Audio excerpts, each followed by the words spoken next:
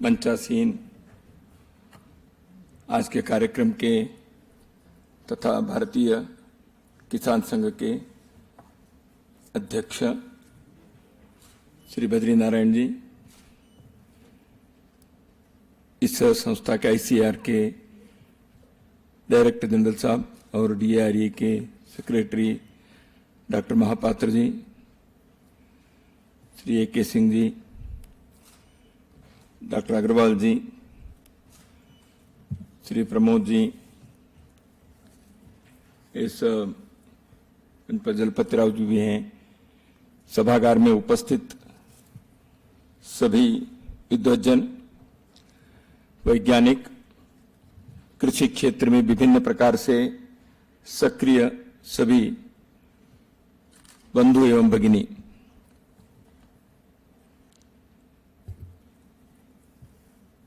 मैं सोचता हूं कि आज के कार्यक्रम समय पर समाप्त हो तो अभी तक जैसे कार्यक्रम कल से चला है उस परंपरा को थोड़ा ठीक से रखें तो 6:30 बजे कार्यक्रम समाप्त होना चाहिए।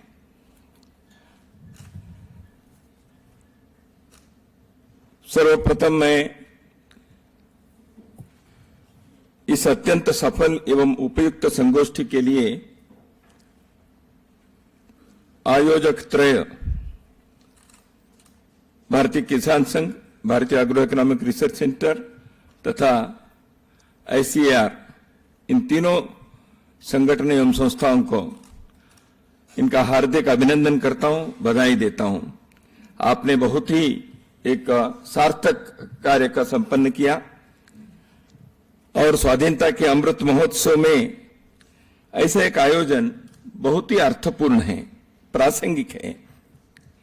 कृषि क्षेत्र के संबंध में इस प्रकार के चिंतन करना अभी तक क्या हम पाए, समस्या चुनौती क्या है, क्या हमारी उपलब्धि रही और आगे जाकर और क्या साधना करनी चाहिए और क्या योगदान कर सकते हैं, इसके लिए एक रोड मैप भी मोटे तौर पर विचार करें तो बहुत ही एक इस प्रकार के इस वर्ष में एक विशेष आयोजन आजादी के अमृत महोत्सव के कार्यक्रम मालिकाओं में यह है, ऐसे कहने से कोई अतिशयोक्ति नहीं होगी। मैं कल से यहां उद्घाटन से लेकर लगभग सभी सत्रों में उपस्थित रहा। वैसे देखा है तो मैं इस कार्यक्रम के किसी सत्र में बोलने के लिए मेरी योग्यता नहीं है। कृषि क्षेत्र से मेरा संबंध इतना ही है, आई एम ए कंज्यूमर, मैं खाता हूं इसलिए। हाँ, थोड़ा सा कृषि परिवार से संबंध मेरा है क्योंकि कृषि परिवार से आया हूं, लेकिन बहुत पहले छूट गया। घर में हमारे बाकी लोग कृषि में लगे हुए हैं, लेकिन मैं तो घर से बाहर निकल चुका हूं, इसलिए कृषि क्षेत्र के बारे में प्रत्यक्ष वहां जाकर कुछ समय 1-2 दिन बिताना अलग है। ऐसे विद्वज्जनों के बीच इतने सत्रों में ये सब सुनने के बाद मैं समापन में कुछ कहूं, मुझे थोड़ा सा अटपटा सा ही लगता है।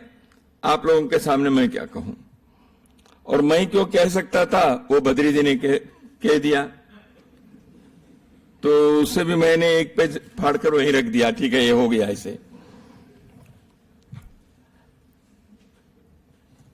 जब दिनेश कुलकर्णी जी और डॉक्टर मकरंद जी आए थे मेरे पास इस कार्यक्रम के संबंध में कुछ क्या होने वाला है बताने के लिए और कार्यक्रम में बुलाने के लिए, मैंने उस समय भी कहा, अरे भाई कार्यक्रम में चाहे तो मैं 2 दिन बैठूंगा और 2 दिन सुनूंगा, मेरा समय नहीं है, मैं नहीं आऊंगा ऐसे नहीं कहूंगा। मैं 2 दिन बैठूंगा और मेरा ज्ञानवर्धन होगा और कृषि के बारे में कुछ मैं भी सीखने के लिए, मुझे भी सीखने के लिए एक अवसर मिलेगा, मौका मिलेगा ऐसे। नहीं नहीं, आप वो तो दोनों दिन करिए, लेकिन अंत में कुछ बोलो, ऐसे बताया।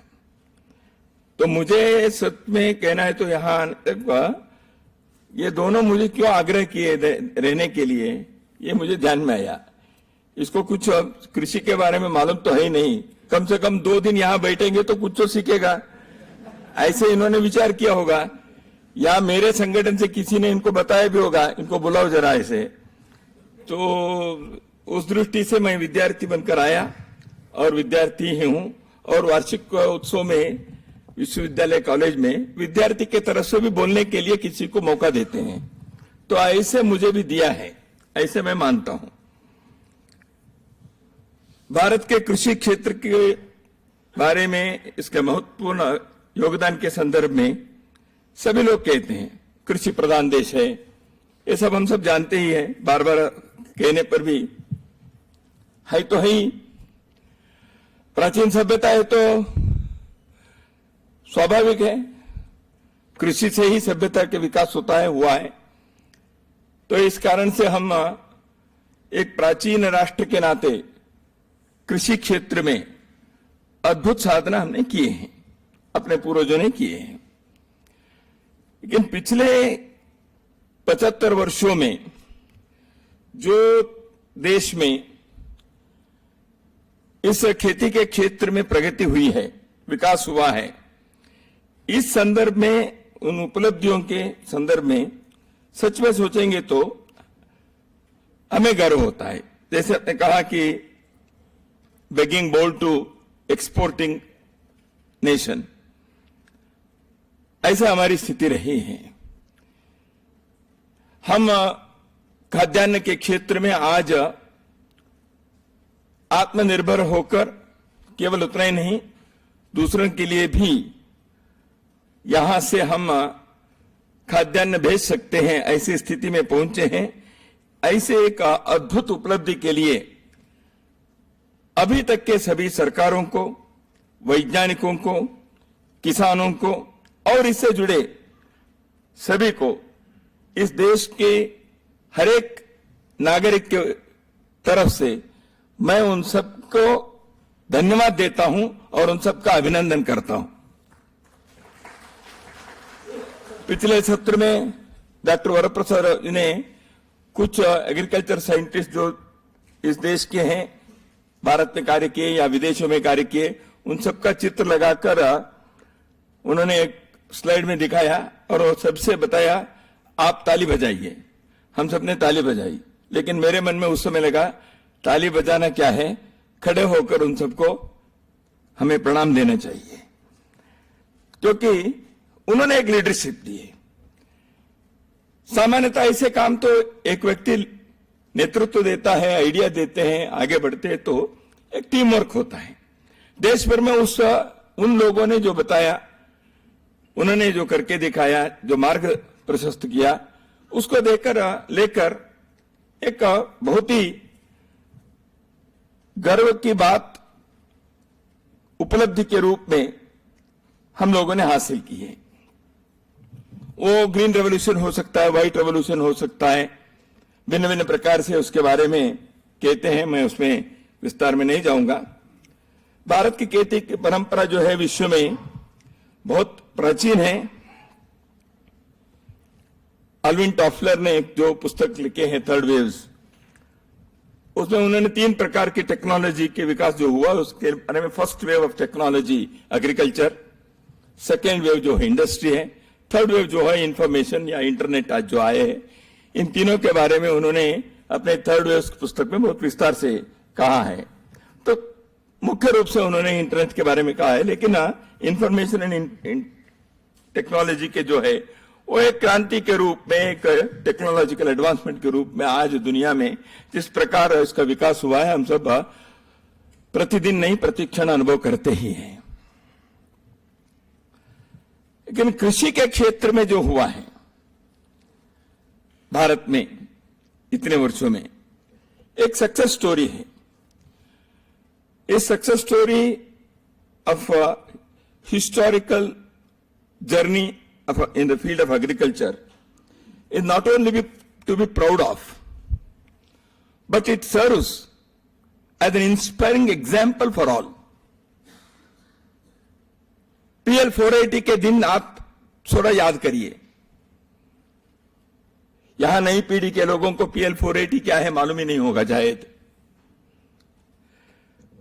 तो अमेरिका के कानून था, यहां गेहूं लाए वगैरह वगैरह सबको मालूम है.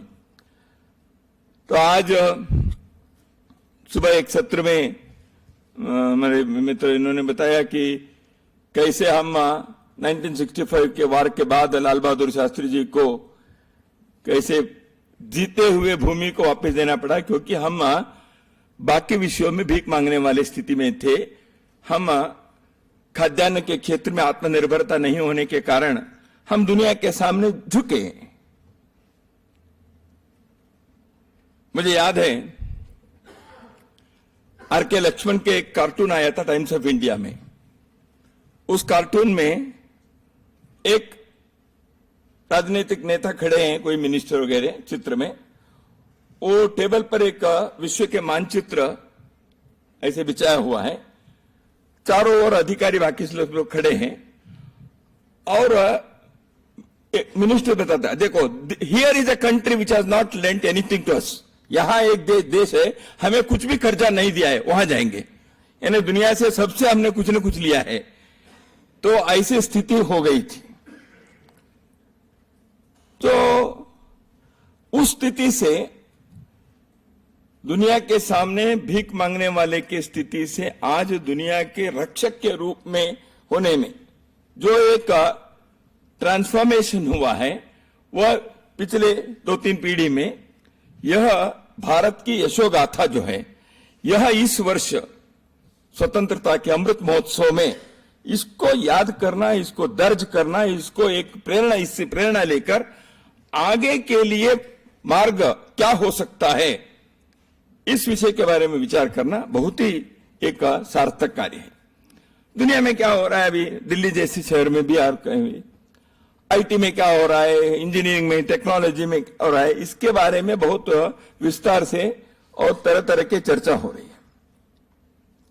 लेकिन मनुष्य के बहुत ही प्राथमिक जो आवश्यकता है, मौलिक आवश्यकता है, अन्न के बारे में यदि हम आज चर्चा नहीं करेंगे तो अन्न, वस्त्र, ये जो मौलिक आवश्यकता है,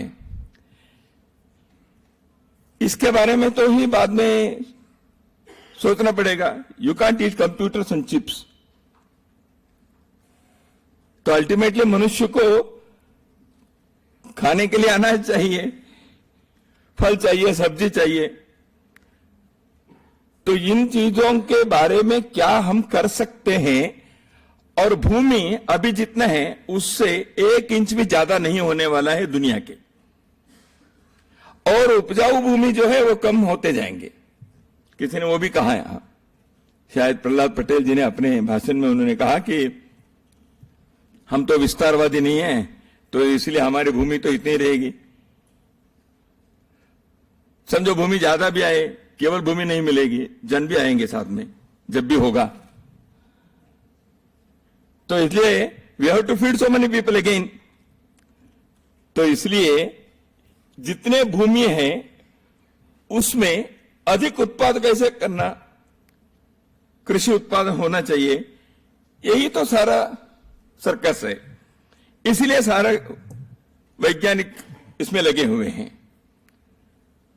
तो इसलिए इस दृष्टि से विचार करके यहां जो सत्रों में बहुत व्यापक रूप से कई आयामों में विचार रखे, तो यह बहुत ही ज्ञानवर्धक रहा.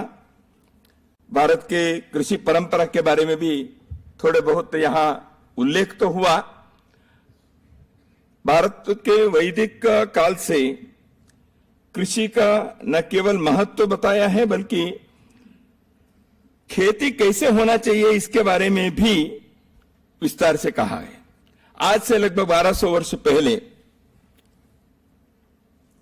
एक ऋषि ने कृषि पराशर ग्रंथ लिखा. उससे तो 3 ग्रंथ है, वो मिलाकर एक कृषि पराशर, ऐसे हम लोगों ने सुना ही होगा, कई लोग पढ़े भी होंगे. तो कृषि पराशर इस ग्रंथ में भूमि, उसके उपजाऊ कैसे, वर्षा कैसे होती है, ग्रह और नक्षत्र के क्या परिणाम होता है। हमारे किसान सामान्यतः वर्षा काल में नक्षत्र देखकर इस नक्षत्र के ये बारिश होगी वगैरह वगैरह वो कैलकुलेट करता ही है, हम सबको मालूम है। हल कैसे होना चाहिए, 3 प्रकार के हल कैसे होने चाहिए, उसका हैंडल कैसे होनी चाहिए, और उसका ब्लेड कितने नीचे जाना चाहिए जमीन में, और ज्यादा जाने से क्या नुकसान होता है, खाद कैसे होना चाहिए, गोबर से खाद कैसे बनता है, खाद की क्वालिटी क्या हो, इन सारे प्रकार के बारे में कृषि पराशर में इतने विस्तार से चर्चा करना, ये जो उन्होंने किया, तो कितने व्यापक रूप से कृषि के बारे में लोगों ने विचार किया है। एक ग्रंथ नहीं है, ऐसे कई है। मैं जिस गांव से आता हूं, हमारे घर में तो हम सुपारी के बगीचे हैं, अनाज थोड़ा है लेकिन ज्यादा सुपारी बगीचे हैं। मैं कर्नाटक के वेस्टर्न घाट्स उस क्षेत्र का हूं। तो हमारे गांव के एक किसान, जो संस्कृत में भी बहुत अध्ययन था उनका, बहुत इनोवेटिव थे उस जमाने में भी, बहुत उन्होंने प्रिंटिंग प्रेस शुरू किया था 100 साल पहले हमारे गांव में। तो ऐसे इनोवेटिव आदमी थे। वो संस्कृत के ज्ञाता होने के कारण और सुपारी के कृषि करते थे। उन्होंने पूग शतकम, ऐसे एक पूगी फल यानी सुपारी है, तो पूग शतकम ऐसे एक उन्होंने लिखा। उसमें 100 श्लोकों में सुपारी के कृषि कैसे होने चाहिए उन्होंने लिख के रखा है। ऐसे कितने मैन्युस्क्रिप्ट्स होंगे जो हमारे देश के कृषि के बारे में विस्तार से। तो इन सारे चीजों को से थोड़ा सा आज भारत की जो ज्ञान परंपरा में कृषि के जो महत्वपूर्ण स्थान भी है, योगदान भी है, उसको हमें सामने लाना चाहिए। I don't know whether the agricultural institutes will have any paper about the Indian tradition of agriculture. I don't know. क्यों होना नहीं चाहिए? हमारे कृषि के ग्रेजुएट्स को इस देश के कृषि की परंपरा कैसी थी, ठीक है, परीक्षा में मत रखो उसको, 100 मार्क मत रखो, कम से कम लेट देम रीड समथिंग। नहीं तो हमारे यहां कुछ भी नहीं था, ऐसे ही क्यों होना चाहिए? जो था उसके बारे में I don't know, agricultural education में यदि जोड़ दिया, पहले तो नहीं था, इन दिनों में जोड़ा होगा तो मुझे मालूम नहीं। कृषि के संबंध में तो जय किसान जय जवान, उसके साथ विज्ञान भी जोड़ दिया। कृषि तो नास्ति दुर्भिक्षम, ये सबका कृषि के संदर्भ में, कृषि केवल भूख मिटाने के लिए नहीं है, जीवन को चलाने के लिए एक मौलिक आवश्यकता के नाते अन्न चाहिए, इतना ही है क्या? नहीं। कृषि मानवीय सभ्यता संस्कृति को एक बहुत बड़ा योगदान उसने दिया है। योगदान क्या है? कृषि ही आधार है सभ्यता और संस्कृति के। तो इसलिए इस दृष्टि से यदि हम सोचें, अन्न के उत्पाद बहुत होना चाहिए, अबंडेंस, इन अबंडेंस।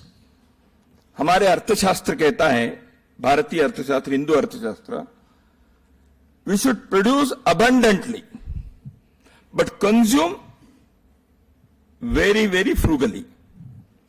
कंजम्पशन के बारे में सादगी और संयम रखा है, प्रोडक्शन के बारे में नहीं रखा है। तो क्यों ऐसे सोचा होगा? 2 प्रकार से। एक, आने वाले दिनों में सूखा पड़ सकता है, अकाल हो सकता है, इसलिए आप produce abundantly when it is possible.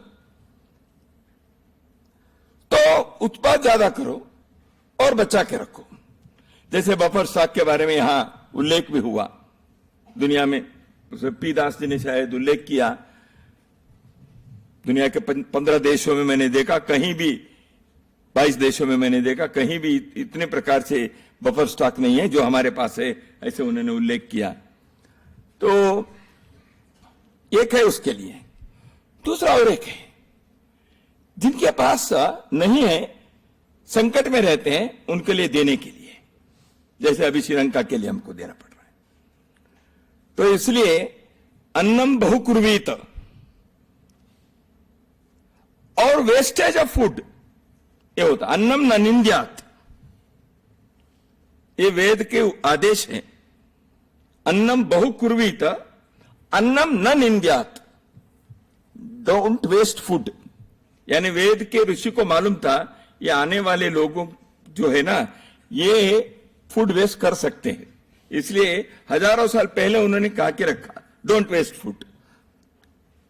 मैं उज्जैन में एक वैचारिक कुंभ था, वहां कोई एक विदेश की एक महिला आई थी, उन्होंने फूड वेस्टेज के बारे में दुनिया में कैसे कैसे हो रहा है इसके बारे में बहुत स्टडी करके उन्होंने कुछ विचार बताया कैसे इसको बचाना चाहिए इसे। तो इसलिए विश्व को ज्ञान देने के विश्व गुरु बनना, यह भारत के बारे में बहुत बार कहा जाता है। विश्व को अन्न देने वाले अन्नदाता भी भारत बनना चाहिए, इस पर भी आग्रह होना चाहिए। भारत के सिल्क रूट के बारे में बहुत बारी चर्चा होती है। मुझे मालूम नहीं आप में से कितने लोगों को मालूम है, भारत में एक राइस रूट भी था। हमारे एक सोशियोलॉजी के स्टडी करने वाले एक हमारे मित्र ने भारत के राइस रूट के बारे में उन्होंने पेपर लिखा।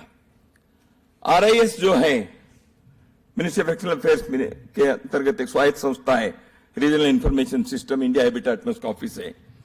उनके एक सेमिनार में उन्होंने ये विषय रखा, rice route of from India. Silk route जैसे है, यहां से राइस कैसे कैसे गया था, उसके किस्म कैसे गए थे, उसकी प्रजातियां कैसे गई थी है। वो व्यक्ति जो मेरे मित्र है कोलकाता के हैं, वो जॉर्डन गए थे एक सेमिनार में, उनके इंटरेस्ट है, उन्होंने कई म्यूजियम वगैरह में गया, वहां कुछ आर्कियोलॉजिकल जो फाइंडिंग्स थे उसमें देखने के लिए गए। वहां उनको हजारों साल पहले के मिट्टी के मटके मिले, उस मटके के अंदर लौंग था, लौंग। वहां के लोगों ने कहा यह भारत से आया था। तो इसलिए हमारे केवल सिल्क रूट नहीं, और भी कई ऐसे कृषि उत्पाद के रूट्स भी हुए होंगे। इसलिए एग्रीकल्चरल हिस्ट्री, एग्रीकल्चरल ट्रेडिशन, इन चीजों के बारे में भी अपने देश में शिक्षा में, सार्वजनिक जीवन के मीडिया में, प्रदर्शनी में, इसमें इनको सामने लाना यह आवश्यक है, ऐसे मुझे लगता है। यहां बहुत सारे विषय कल से आए हैं, मैं सभी विषयों के बारे में चर्चा नहीं करूंगा। एक इस संदर्भ में जो बताया है कि कृषि समृद्धि के लिए है, कृषि सभ्यता के लिए है, संस्कृति के लिए है, संतुलन के लिए है। कृषि बढ़ने से पर्यावरण की रक्षा होती है, इंडस्ट्री बढ़ने से पर्यावरण पर थोड़ा असर होता है, लेकिन इंडस्ट्री चाहिए। लेकिन कृषि के कारण पर्यावरण की रक्षा, वो यदि संतुलन रहता है इंडस्ट्री एंड कृषि में, तो पर्यावरण का संतुलन भी अपने आप साधित हो जाता है। और एक बात है कि कृषि के साथ साथ किसान के सम्मान और प्रतिष्ठा की बात है। डबलिंग द इनकम, उसके कारण उनके एक आर्थिक दृष्टि से उनके लाभकारी मूल्य हो, इसके बारे में भी यहां बात आई। डबलिंग द इनकम के बारे में आई। और उद्घाटन सत्र में माननीय मंत्री नरेंद्र तोमर जी ने किसान यानी गरीब है, ये है, बेचारा है, ऐसे जो स्थिति होती है, ऐसा नहीं होना चाहिए। उनके प्रतिष्ठा मिलनी चाहिए, सम्मान मिलना चाहिए। सम्मान एक है, आप उनके इनकम को डबल करने से, जिनके पास पैसा ज्यादा है उनको थोड़ा सम्मान मिलता है, वो तो है ही। लेकिन केवल उतना है क्या? केवल उतना नहीं है। बहुत रिच फार्मर्स है, सोशल स्टेटस फार्मर को क्या है, यह प्रश्न है। एग्रीकल्चर साइंटिस्ट को हो सकता है, एग्रीकल्चर कॉलेज के प्रोफेसर को हो सकता है, लेकिन एग्रीकल्चरिस्ट जो फार्मर है ना गांव में, वो राजनीति में जाता है तो उसको है, वो अलग बात है, मैं उसमें नहीं जाऊंगा। केवल कृषि करने वाले व्यक्ति, उसके बाद 25 एकड़ है, 50 एकड़ है, तो भी सामाजिक प्रतिष्ठा है क्या? मैं आपको एक विदर्भ के हमारे एक मित्र के जीवन के उदाहरण बताता हूं। उसने पोस्ट ग्रेजुएशन एजुकेशन लिए, वो घर में जाकर कृषि करना प्रारंभ किया। वो बड़े एक तहसील केंद्र में, जिला केंद्र हो गया अभी, उसमें वो रहता था। गांव में कृषि के लिए जाता था। वो पोस्ट ग्रेजुएट था, लेकिन एग्रीकल्चरिस्ट, फार्मर। थोड़ा दिन के बाद मैं एक बार उनके घर गया तो उन्होंने घर के सामने उनके ग्लास का एक ऑफिस बनाया है, जैसे बाकी ऑफिस होते हैं, ग्लास वगैरह रखकर ऑफिस बनाया। उसके सामने उन्होंने नाम बनाया, जयंत उत्तरवारकर, MBA, एग्रीकल्चरिस्ट। मैंने कहा ये ऑफिस क्यों, क्या करने वाले हो? नहीं, ये ऑफिस रहने से लोगों को लगता है मैं भी बड़ा आदमी हूं। तो तुम क्या करते हो? मैं तो किसान हूं। तो उन्होंने एक अनुभव बताया। यहां जिले में डिस्ट्रिक्ट कलेक्टर शांति समिति ये वो सब बनाते हैं, सबको भेजते हैं। वो 15 अगस्त के कार्यक्रम भेजते हैं, वो डॉक्टर को भेजते हैं, एडवोकेट को इनविटेशन भेजते हैं, सबको भेजते हैं, मुझे नहीं भेजते। एक किसान को सरकारी अफसर भी इनको किसी सरकारी कार्यक्रम में बुलाना चाहिए, ऐसे नहीं लगता। एडवोकेट को भेजेंगे, कॉलेज प्रिंसिपल को भेजेंगे। ये है सोशल प्रतिष्ठा जो है ना, सामाजिक प्रतिष्ठा। इसमें उन्होंने कहा मैं ये ऑफिस बनाया ना, बोर्ड लगाया, उत्तरवारकर MBA एग्रीकल्चरिस्ट, क्लास का ऑफिस रखा है। मैं दिन में 1 घंटे यहां बैठता हूं और कुछ करता नहीं हूं, और बाकी तो किसान हूं मैं। अब लोग मुझे मानते हैं। मुझे बहुत ही आश्चर्य लगा। मैं सोचने पड़ गया, किसान को एक है आर्थिक दृष्टि से उनके डबलिंग द इनकम जो होना चाहिए वो होना चाहिए। गारंटीड इनकम किसान को कई बार होते नहीं, वो सब वर्षा पर निर्भर है, मार्केटिंग पर निर्भर है, बाकी इस पर है, डिमांड एंड सप्लाई है, इस पर है। लेकिन अब प्रतिष्ठा भी ऐसे है। इस विषय के बारे में भी विचार करना चाहिए। दूसरे, कल हमारे मुख्य अतिथि मॉरिशस से हमने बुलाया था, बहुत अच्छी बात। मॉरिशस अपने देश के लोग वहां जाकर वहां कृषि करके उस देश को समृद्ध बनाने का बहुत बड़ा योगदान दिया। वहां के कृषि मंत्री जो मूल से भारतीय मूल के हैं, उन्होंने जो विचार बताया, फूड सॉवरेंटी विसावी स्ट्रेटेजिक अलायंस, एक बहुत महत्वपूर्ण विषय था।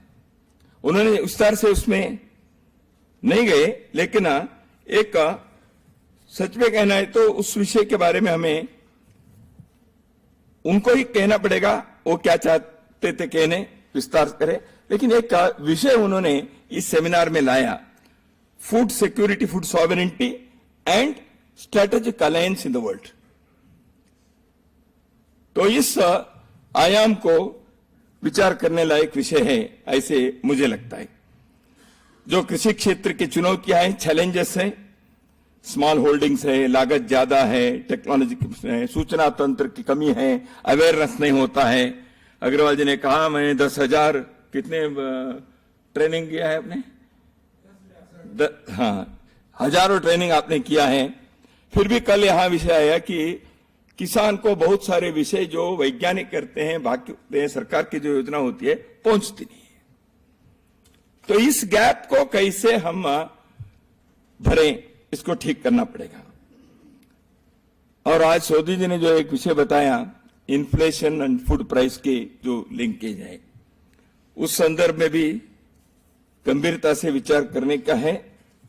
विषय तो ठीक है, लेकिन जो इंडस्ट्रियल प्रोडक्ट्स है वो बढ़ता है। लोगों को लगता है अन्न वस्त्र फूड एक कम दाम में मिलना चाहिए।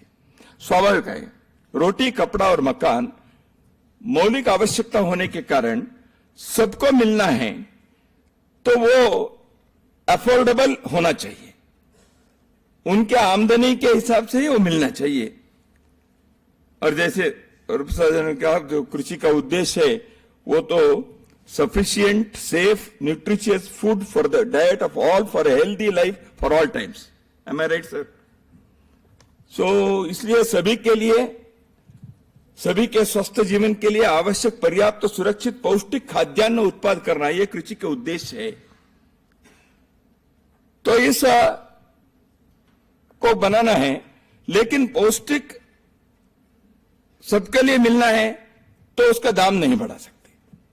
दाम बढ़ गया तो कुछ लोगों को नहीं मिलेगा, या जितना चाहिए उतना नहीं मिलेगा। तो इसलिए इसमें सरकार के, कोऑपरेटिव्स के, बाकी लोगों की कुछ भूमिका है। इसलिए पीडीएस वगैरह वगैरह जो भी बनाए हैं अपने देश में, वो तो है ही, होना भी चाहिए। तो इसलिए गैप्स जो है, इस कारण से इसको ठीक करना, माल न्यूट्रिशन के कारण जो गैप है उसको ठीक करना, सभी के लिए खाद्यान्न आवश्यकता पूर्ण करने के लिए मिले एक।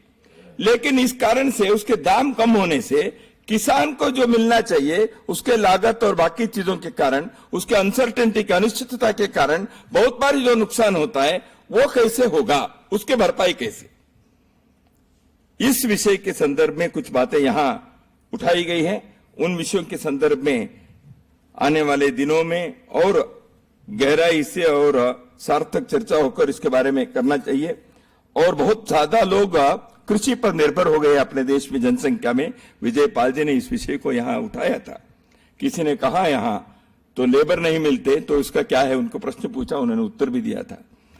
तो इसमें एक सच में कहना है तो जितने भूमि है, जितने प्रोडक्शन होना चाहिए, उसमें ज्यादा लोग एग्रीकल्चर पर होने से समस्या है। लेकिन जो उत्तर मिला, skill, agro industry, rural technology, इन विषयों के संदर्भ में थोड़ा सा अधिक ध्यान देकर हमारे टेक्नोलॉजी को, रूरल साइड के टेक्नोलॉजी को बन गया। भाई हैदराबाद में एक इंस्टीट्यूट है, एनसीआर है, लेकिन वो इंस्टीट्यूट अभी तक, हमारे कुछ मित्र हैं, मैंने कहा क्या करें साहब, इसको ना फंड मिलता है, ये इंस्टीट्यूट चलाना है कि नहीं चलाना है सरकार तय करे। नरसिम्हा राव जी जो प्रधानमंत्री थे, उन्होंने एनसीआरए को प्रारंभ किया था हैदराबाद में, national council for rural institutes. तो रूरल इंडस्ट्रियलाइजेशन के बहुत सारे ऐसे विषयों के संदर्भ में हमें और अधिक ध्यान देकर कृषि पर निर्भर होने वाले लोग, उनको कृषि क्षेत्र से संबंधित, ग्रामीण जीवन से संबंधित लोग, जीवन के क्षेत्र में कैसे लाकर खड़े कर सकते हैं, देश का उत्पाद भी बढ़े, स्किल भी बढ़े, नगरी के तरफ वो माइग्रेट ना हो। क्योंकि आज जिस प्रकार से नगरीकरण हो रहा है भारत में, more than 52% of the population are living in urban areas in the last census. ये बहुत बड़ी समस्या हो जाएगी। भारत कृषियों का देश है, गांव का देश है, वो नहीं रहेगा 15 साल के बाद। जब भारत कृषि का देश नहीं रहेगा इस प्रकार से, या ग्रामीण देश नहीं रहेगा, अपनी संस्कृति सभ्यता जिसके बारे में हम इतने गर्व से कहते हैं, उस पर असर होता है। इसलिए ग्रामीण क्षेत्र में बहुत बड़ी संख्या में जनसंख्या है, तो कृषि को मजबूत करना, कृषि आधारित उद्योग को मजबूत करना और उससे संबंधित स्किल को डेवलपमेंट करते हुए अगली पीढ़ी को उस क्षेत्र रहने के लिए आकर्षण बढ़ाने के लिए एक मुहिम चलाना पड़ेगा देश के अंदर। तो इसकी आवश्यकता है, ऐसे मुझे लगता है।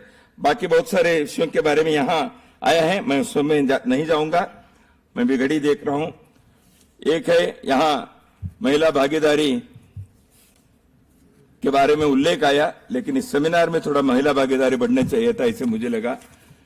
वक्ताओं में भी कोई शायद नहीं मिले होंगे आपको, एक ही आई थी। तो क्योंकि देश के कृषि में, इन सारे में, वस्त्र के उद्योग में, हर किसी में देश की महिला सहभागिता बहुत बड़ा है। और महिला सहभागिता इन क्षेत्रों में बड़ा रहने से ही उस क्षेत्र के सांस्कृतिक मूल्य ठीक रहता है, उसकी समग्रता ठीक रहती है, उसका संतुलन बना रहता है। इसलिए उस पर ध्यान देना चाहिए। Harnessing the Indian agriculture for domestic and global prosperity, यह विषय था। भारत के लोग ग्लोबल प्रॉस्पेरिटी के बारे में सोचते हैं, विश्व के समृद्धि, क्योंकि यह स्वभाव है भारत के। समर्थ रामदास, छोटा बालक था नारायण, घर के अंदर बैठा था, भोजन के समय मां ने कहा, नारायण भोजन के लिए आओ। एक बार दो बार कहने पर भी नहीं आया तो नारायण कर क्या रहे हो? तो नारायण कहता है, छोटा है, समर्थ रामदास बने बाद में, छोटा बालक था, उसने कहा विश्वा कर तो चिंता, विश्वा कर तो मां चिंता, चिंता कर तो मां विश्वाची। मैं विश्व की चिंता कर रहा हूं, विश्व की चिंता कर रहा हूं। तो इसलिए यहां के एक बालक भी सर्वे जना सुखिनो भवन्तु, लोका समस्ता सुखिनो भवन्तु ऐसे सोचता है। जो बद्री जी ने कहा, भारत विश्वगुरु ज्ञान में बने, विश्व के लिए अन्नदाता बने। पूर्ण रूप से हम ही देंगे ऐसे नहीं है, जैसे कल बताया, अच्छी बातों से बाहर से भी लेंगे, लेकिन भारत एक आत्मनिर्भर, आत्मविश्वास समृद्ध राष्ट्र बनना है तो कृषि को उस दृष्टि से समृद्ध बनाना आवश्यक है। और भारत के तरफ विश्व देख रहा है। अर्नल्ड टॉयनबी ने अपने इसमें यही कहा था, when at the age of, when the chapter that has started with a western beginning will have to have an eastern ending। जो आधुनिक का जीवन के अध्याय पश्चिम से प्रारंभ हुआ है, उसका समाप्ति ईस्ट यानी पूर्व के तरफ देखने से ही होगा। And at this supremely dangerous moment of human history, if we have to not end ourselves in self-destruction, हम अपने आत्मविनाश की तरफ नहीं जाना है तो we will have to look to the Indian way, the Hindu way। Bharat के जो मार्ग है इस पर ही हमको जाना पड़ेगा, क्योंकि उनके विचार में, जीवन में संतुलन के, संयम के, समृद्धि के एक बहुत अच्छा मेल है, इसलिए उसके तरफ हमको जाना पड़ेगा। ऐसे अर्नल्ड टॉयनबी जैसे एक महान इतिहासकार ने भी अपने उद्गार किया था। बद्री जी ने शायद उसी का अपने शब्दों में उन्होंने कहा। तो मैं, जैसे मैंने कहा, इस संगोष्ठी से मुझे सीखने को बहुत मिला और आप लोगों से मिलने का अवसर मिला। कृषि के बारे में इतने लोग कार्य कर रहे हैं, और भी अधिक लोग करें, और भी अधिक लोग इस क्षेत्र में आगे बढ़े। भारत को और विश्व को समृद्ध और संपन्न बनाने में हम सब सफल हो, ऐसी कामना करते हुए मेरे वाणी को विराम देता हूं। नमस्कार।